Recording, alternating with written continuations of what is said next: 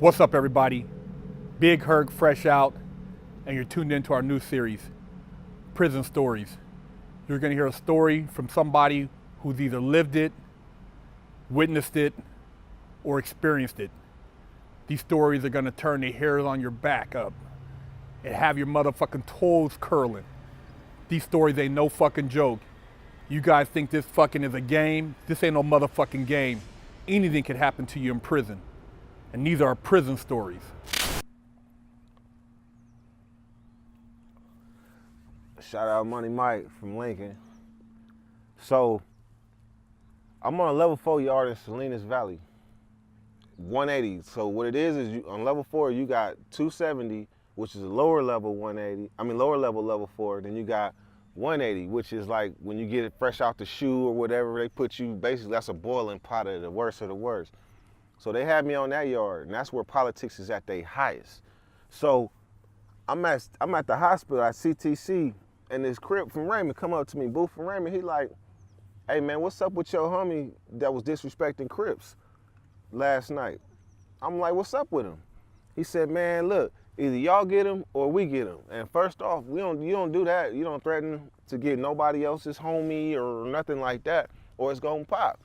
So I go back to the yard and I tell the homies, look, hey, the Crip nigga done said that they about to get on the homie Concrete and basically, or it's on.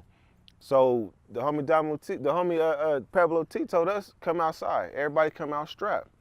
So that whole night, me and the homie Money Mike stayed up making knots. We already had a flat, but we had to take this state cup, big ass, hard ass plastic cup, and melt that shit down into like a turd. Basically, basically a prison knife is basically when you melt some plastic down, and when you melt it and you burn it and roll it, because you take it, well, I ain't gonna get into it, but you take it and you melt it and you roll it, and then the fire turns it black. So that's why we call it a turd. And then a lot of times when you carry it in your ass cheeks, getting to the yard or wherever you gotta go, it might got a little something on it. So that's why this is called a turd. So anyhow, me and Money, I can't get to the yard in the morning.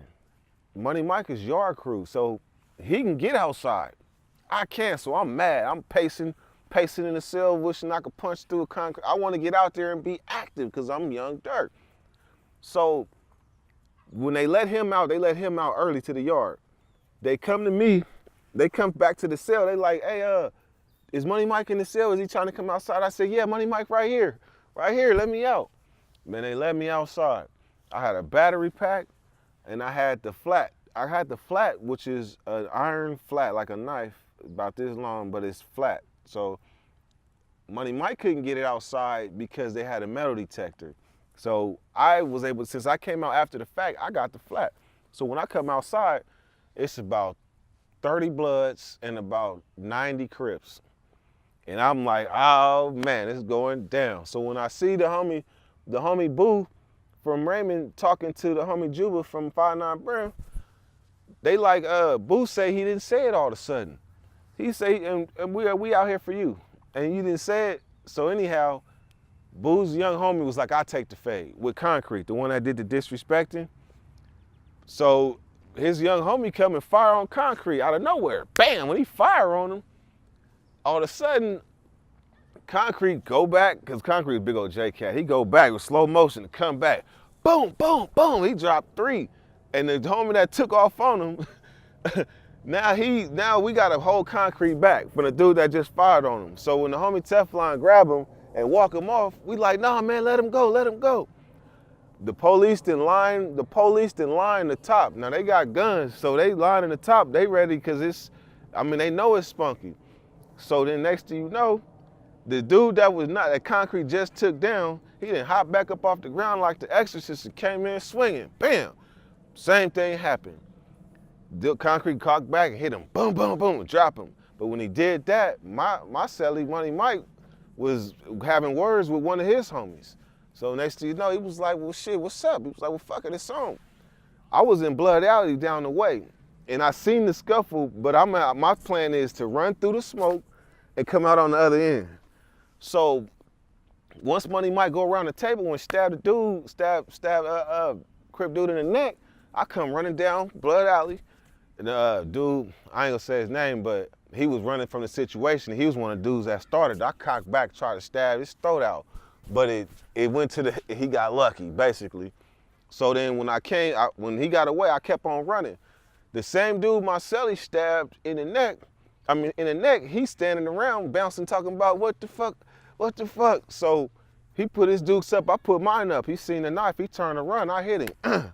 Hit him in his side. So then next thing you know, then I see another Crip on the side of him. When I stabbed him in the stomach, it went in, but when he turned around and I tried to stab him in his back, the knife bent. So as the knife bent, I'm on this basketball court, it's smoke, people screaming, gunshots and everything. I'm on a basketball court with the bent knife, trying to straighten it out, looking back at the dude I just stabbed. So anyhow, when I get it straight, I get the knife bent, get somewhat straight, I seen the dude over on the side, and if you ever in a riot in prison, one thing you don't do is prone out where it's spunky.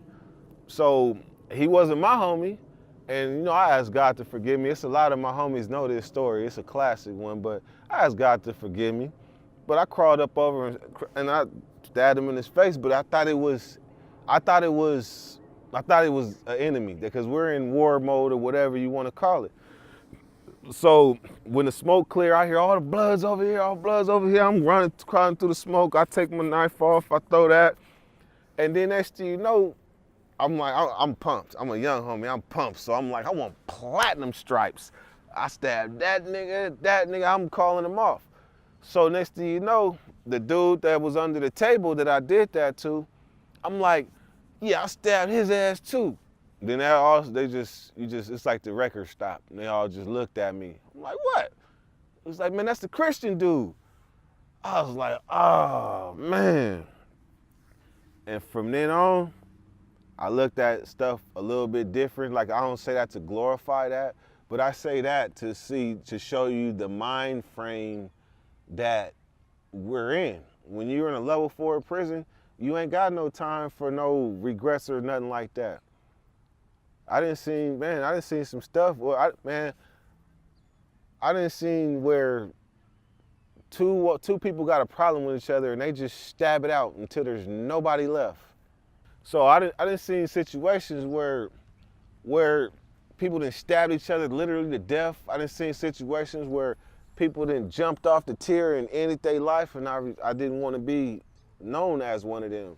So that's why I was always front line for everything that I could.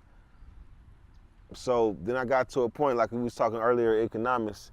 Economics is really kind of what saved me from all the glory shit that I was participating in early on, and getting closer to going home too.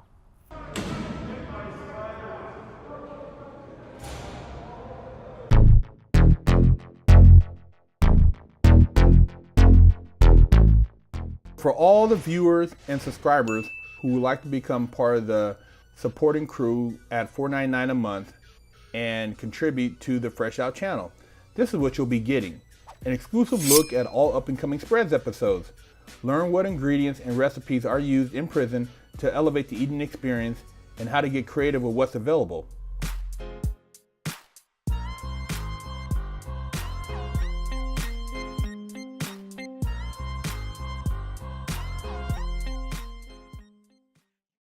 Get your name in the credits. By becoming a member to the channel, you are directly helping us create better content, and out of acknowledgement, your name will be shown in the credits of the Fresh Out interviews. You will also gain exclusive members only access to footage that has never been seen before from our archives, unreleased episodes, behind the scenes, bloopers, and that gritty stuff you guys like to talk about, but we can't really share on the regular YouTube channel.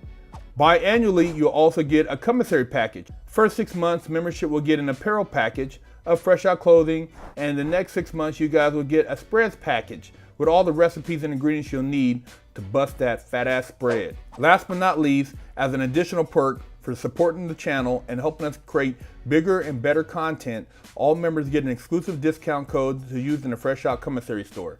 You'll receive 10% off all orders, no matter how big or small, and this is for unlimited use Not a one-time thing. You'll get to use this 10% whenever you want, as long as you're a paid member. All this will be available in the community tab for all you paid exclusive members. You will also get to represent the Wig Splitter crew. All members to the channel will receive this dope Wig Splitter badge icon that appears next to your name whenever you post on the channel. I've got your back on the open talks and will be able to answer your questions as a priority, and sometimes, man, you just got to represent. We also support non-profit charities. After YouTube takes their cut of the $4.99, we will donate a percentage of all membership revenue to a worthwhile cause every quarter. Well, that's it, you guys. We hope you guys take that step and become a paid member and support us so we can travel to your state or your town and do an interview and keep bringing you this dope content. But remember, guys, the channel's still free, but there are a lot of perks to becoming a paid member. Big Herc fresh out.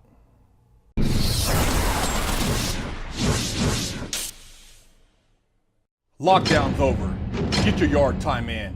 Exclusively at freshOutSeries.com.